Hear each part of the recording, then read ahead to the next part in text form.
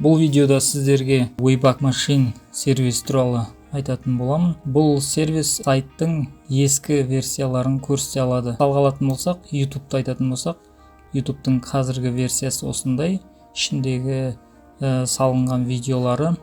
Ал егер Wayback Machine'ға кіріп, webarchive.org сайтына кірсеңіз, описаниеда қалдырып кететін болам. Осы жерге мысалы YouTube-ты жазатын болсақ, youtube.com деп жазасыздар.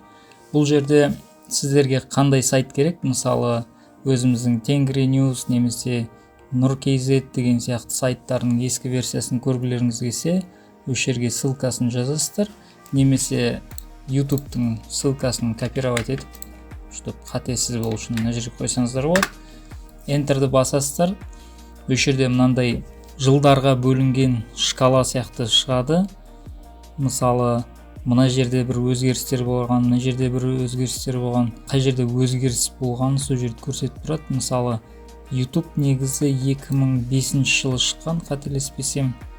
Біз мысалы 2024, мынау 2024-тегі версиясы. Біз қазір бір 2 жыл артқа жүрсек, мысалы 2020 жыл. Мына жерлерде өзгерістер болған екен. Жасыл не, көк не екенін онша түсінбедім, бірақтан осы жерлерде бір өзгерістер болған. Кез келген бір числоға бассаңыз, мысалы 1 январь, мына жерге басып салайық. 2022 жылдың 1 январында онша түсірілмеген сияқты, кейінірек барайық, тағы бір 2020 жылға барайық. Қандай болған 1 июнь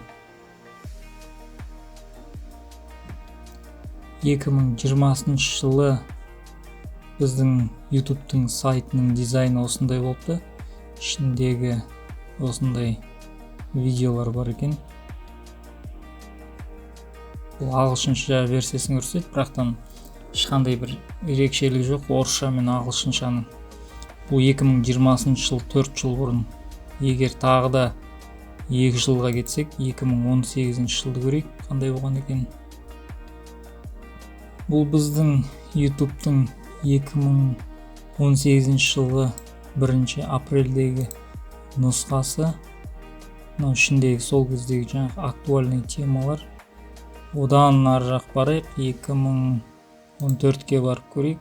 2014 жыл 1 сентябрь қандай болған. Міне енді өзгерістер пайда болды. Уже басқашалау дизайн жағынан. Music, Sports, Gaming, Education. Тағы да алысырақ барып көрейік. 2005-те пайда болды дедік па? 2005-ті көрсетемекен көрейік.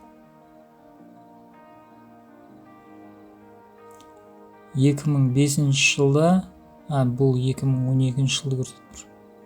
2012 жылы 9 октябрьде осындай болған екен. Бір полоса мен бірақ полоса жаңағы біздегі сияқты мына жерде бесеу, мысалы 5 не тұр, жаңағы колонка, мына жерде бірақ колонка. Мына жердегі актуальный темалар сол кездегі. Skyfall. Так, бұл бізде 2004-ке бармайды ма? 2005-ке көрейікші, бармайды. Мына жерде шкалада ешқандай өзгеріс жоқ деп көрсетіп тұр, бірақтан 2012-ге барып жатыр. Қазір біз онда бұлай жасап көрейік, кері қайта барамыз да. Мына жерден бағана бізде 2005 жыл деп көрсеткен, сол жерге барайық. Мына жерде 2005-ке барайық. Осы жерден YouTube-тың ең бірінші пайда болған кездегі версияларын көрсек болады. Апрельдің 28-інде бір өзгерістер болыпты. Осы жерден көрсек, мына жерде көрдіңіздер, ең бірінші версиялары жаңағы немен істеген Adobe Flash Player мен, қазір оны поддерживать етпейді. мына кнопкаларға бассақ істей ме екен? Favorites. Жоқ, істемей тұр. Менің интернетім жай болып тұр ма, немесе?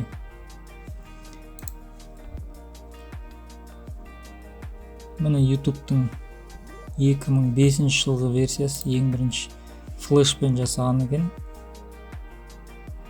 Қазір енді бір 2006-ға барып көрейік, қандай өзгеріс болған.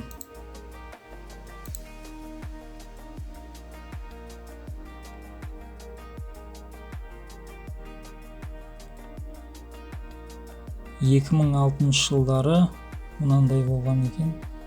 YouTube-ымыз үстінде мынандай таптар, үстіне бассаңыз видеолар шығатын болу керек.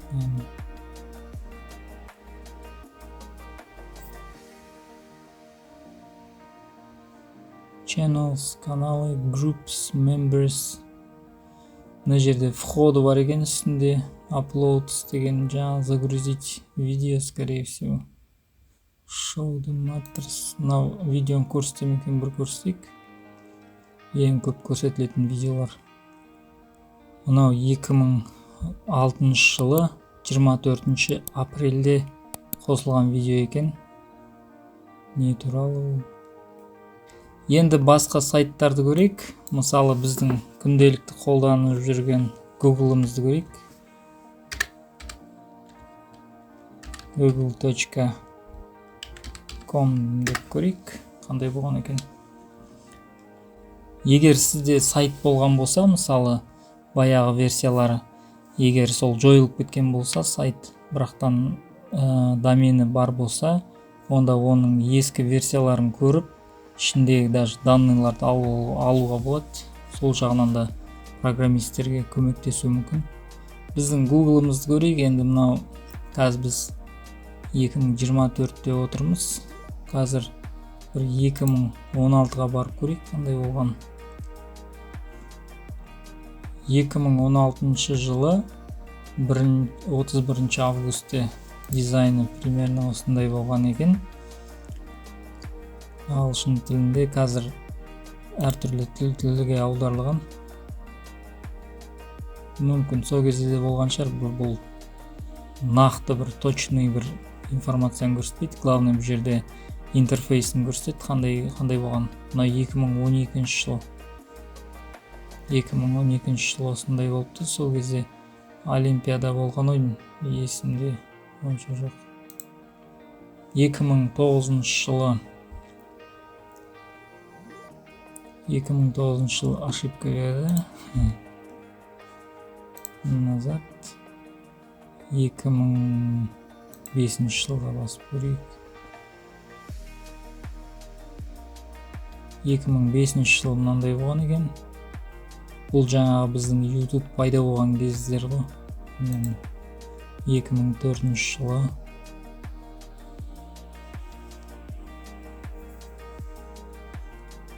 2004, мына бізде 2001 жылы қандай болған көрейік.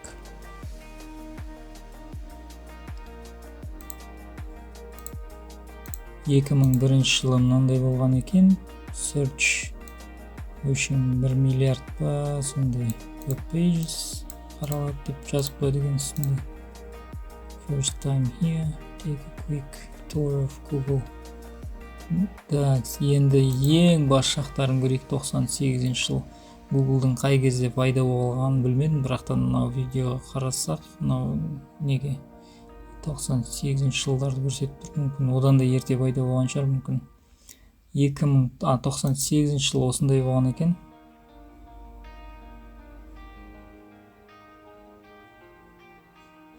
Ең бірінші бізде запись осындай көрсетіп тұр. Welcome to Google деп.